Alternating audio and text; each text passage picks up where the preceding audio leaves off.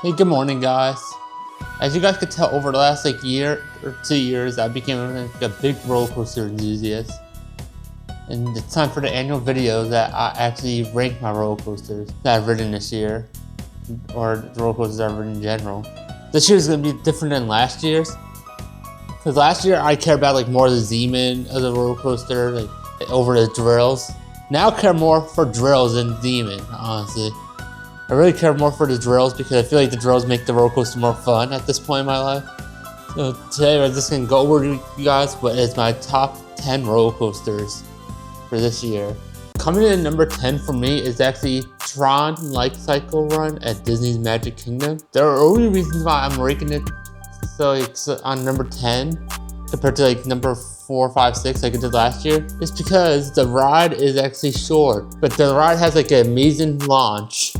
It's still a good coaster, just that's way too short, I feel like, to classify as a number 1 coaster. It doesn't have any drilling elements really, but that launch really packs a punch. That's the only reason I'm ranking that at number 10, just because that launch is just amazing. I love that launch. Honestly, I like it a lot as a ride, but I wouldn't consider it one of the best roller coasters, but I enjoy it a lot just because of that. And the restraints are still so different and weird that you're pretty much sitting down in a light cycle bike from the Tron movie. But I really like Tron, but it's a number 10 coaster for me. It's a good ride, just that's not a great coaster. I feel like it could be longer, especially after the ride, the roller coaster they made before that Disney World was Guardians of the Galaxy, which was a 3-minute ride anyway. So I feel like they could have made it longer just because I probably that, but it still was fun. I enjoy it a lot. It's just not my number up there in my top rankings. Number 9 on my list is actually made from Intimate, and it's the Intimate Blitz coaster.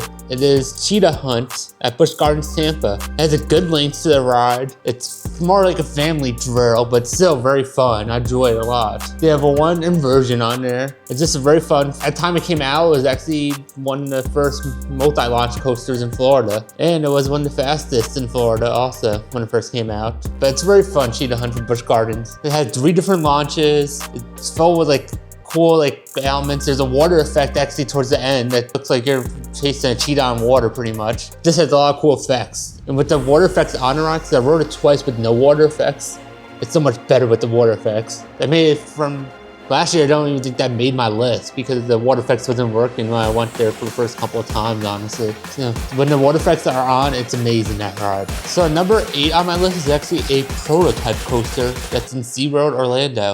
In SeaWorld Orlando actually currently has 2 coasters that are prototypes.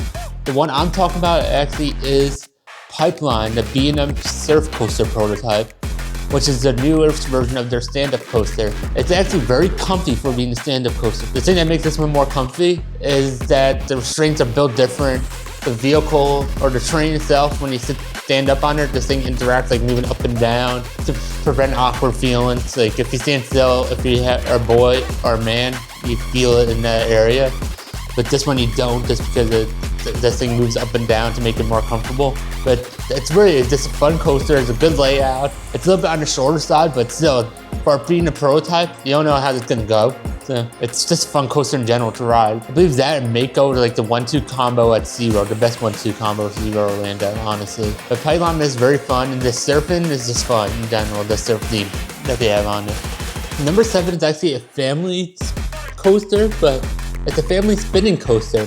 I personally really enjoy spinning coasters, so that's the reason why it's ranking up there on my list. I just feel like the spinning coaster sensation is just like any other sensation, honestly. And it's actually Cobra's Curse at Busch Gardens, Tampa Bay.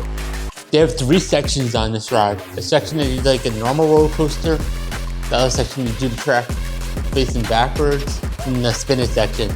I just personally love the spinning factor on the coaster. It's no other sensation I feel in the whole entire world. That's why the Ride to Happiness and Time Travel are on my bucket list coasters to ride eventually. Especially Ride to Happiness, because that one's free spinning. I really look forward to riding Ride to Happiness one day. But I just love the factor of the spin coaster.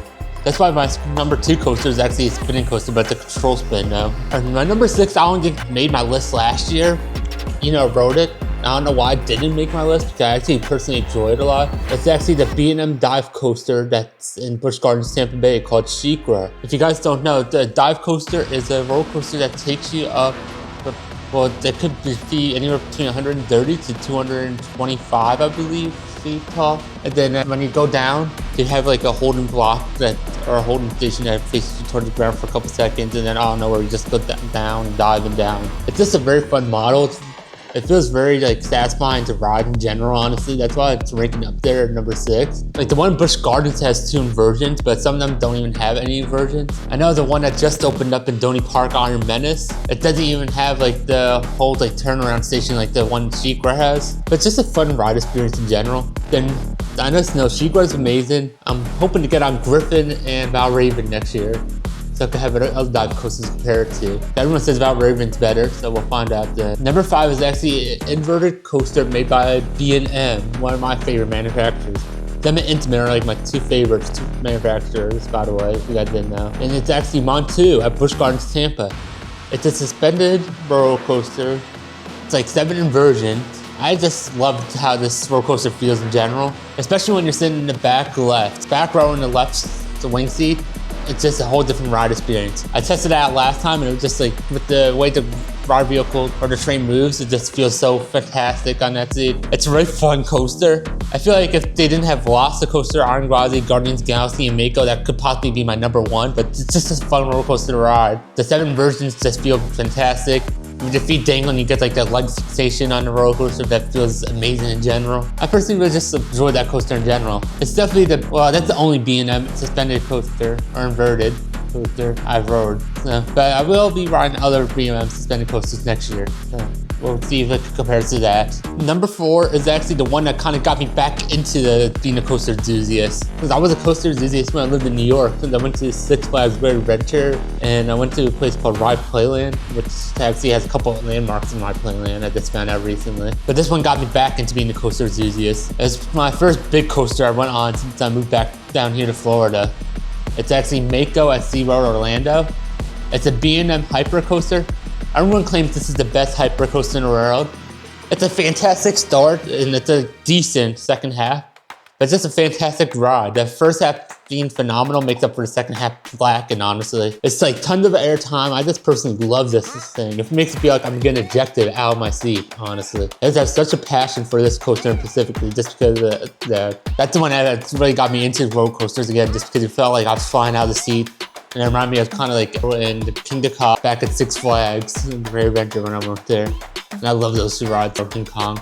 Long live Kong, by the way, in the chat. Number 3 is actually my favorite Disney and indoor roller coaster. I think this is the best indoor roller coaster ever made in general, honestly. It is Guardians of the Galaxy Cosmic Rewind. Guardians of the Galaxy Cosmic Rewind is a coma spinning coaster, but it's a control spin, not a free spinning. It's themed to the Guardians of the Galaxy, one of my favorite movie franchises in general. I love superhero stuff in general. It's one of my favorite movie franchises in general. They add the spinning to it. I love the spinning elements on the coaster to begin with. And then you have an awesome soundtrack that you can get like up to 5 or 6 different songs.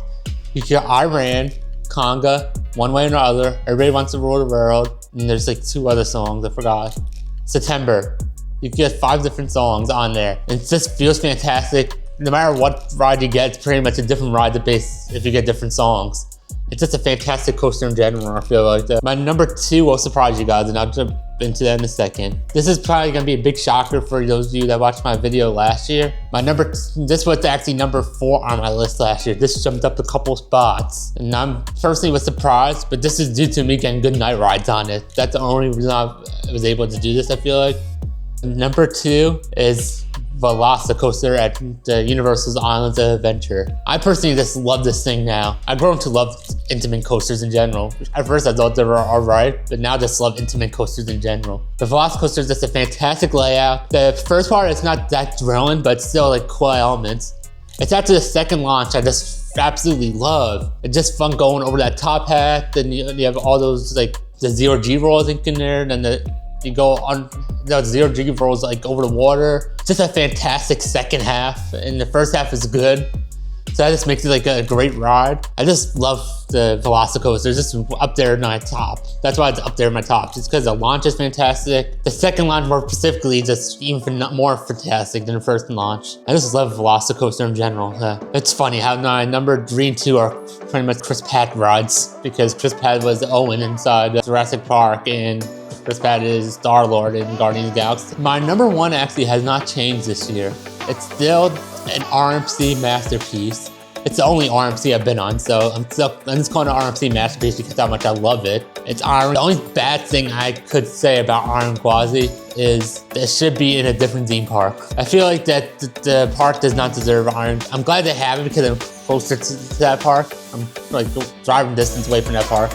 But I feel like that park shouldn't have it just because they take like 10 minutes or 5 minutes to load the ride. I remember one time my first time on there, I was looking at the countdown thing that shows how long they take it online or load the coaster, and it said 666. 666 seconds. Not Master Chief number, 666 seconds. That's taking a long time to load. But I absolutely love that ride besides that part. Like beyond vertical drop when you first get on there, I feel like they just do every single element perfect. I know it's smaller than Steel Vintage, but I feel like they do every single element perfect on there. And I can't wait to ride Steel Vintage when I go see the point next year, but I just feel like they do every single element perfect on there. Like the version's perfect, like the tilts are perfect. It's just a masterpiece of a roller coaster. I really personally enjoy anything that would just pretty much make me feel like I'm getting ejected out of my vehicle or the ride vehicle, and this made me feel like I was getting ejected out of the ride vehicle over like 70 times. I feel like each ride. Just the airtime hills, the versions, the way they tilt you like this, just a phenomenal ride. I just love Iron Gwazi in general. That's why it's up there number one. And thank you guys for watching this video. If you like more theme park content or roller coaster content in general, make sure you like and subscribe to my channel. As normal, see you in the next video. Bye.